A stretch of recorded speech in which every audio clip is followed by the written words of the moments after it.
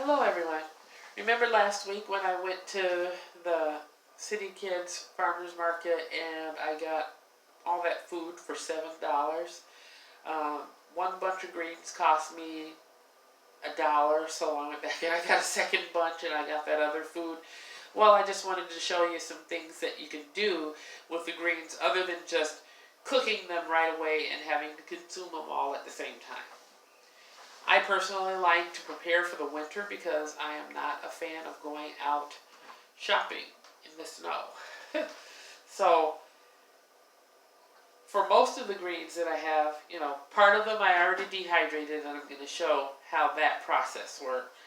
Um, like with the first bunch that I did, half of them I cut them up in the small pieces. You can either use kitchen scissors or you can tear with your hands into small pieces just to make it bite-sized, decent pieces.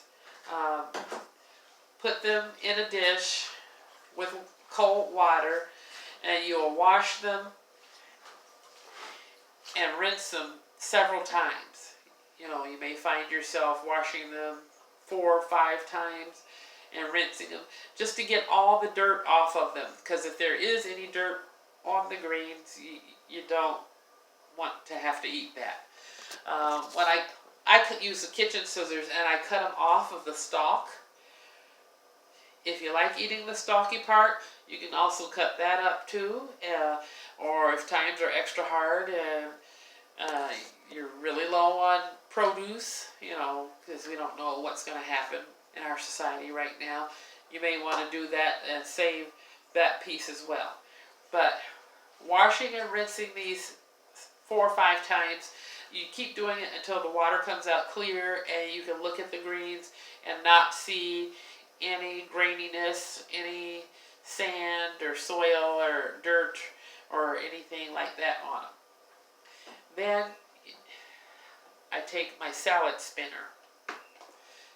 Old-fashioned item, not a lot of people use it anymore, but I really like the things that you don't have to plug up all the time to use.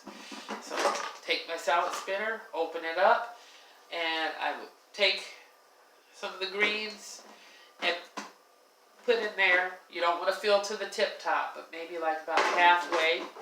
Put your lid on and you crank the handle and spin it several times. It's best to do it like on a plate or something because there are holes underneath. And the whole purpose of the salad spinner is it's going to get all the moisture out of there. So you want to do that until the moisture is out of there. It's going to build up in the plate that's underneath. And then you'll set those aside and do more, however many you have to do. If you're going to dehydrate them, you can either put them on a flat pan and put them in the oven, have the oven on 250 degrees. It won't take long for them to dry out. You're not trying to get them brown. You're just trying to get all the moisture out of them. Get them, really dry, dehydrated. Here's some that I did in my food dehydrator last night. I like the food dehydrator because I took that other half, I said half of them I put in the freezer, packaged up, and after I cleaned them, I put them in the freezer. The other half of that bunch yesterday I did on the food dehydrator, and now these are ready for me to put away. And I will package them up, put them up in the cupboard for the winter, because when I make soup, I can take it out, have fresh greens in my soup. And the pieces, like I said, I cut them so they're not super big, but I was able to do several layers all at one time. I set it all up, turned it on. I had my opening to one spot because there's just greens. There's 4 different levels of openings on this dehydrator, and I know there's different kinds of dehydrators out there. But I just had it on the lowest level, because doesn't take long for this to get done, you know. And you can do it with collard greens, mustard greens. You can do it with kale. If you do it with kale, you can do it on the dehydrator, do it in the oven. If you do the kale in the oven, you may, after you wash them, when you're ready to put them onto the flat pan, you can like rub a little bit of olive oil on your hands and then rub that on your greens and then sprinkle a little salt over top. And then when the greens dry out, they become kale chips. And that's a really nice snack to have. So that's another option for what you can do with them. But quick and easy thing to do.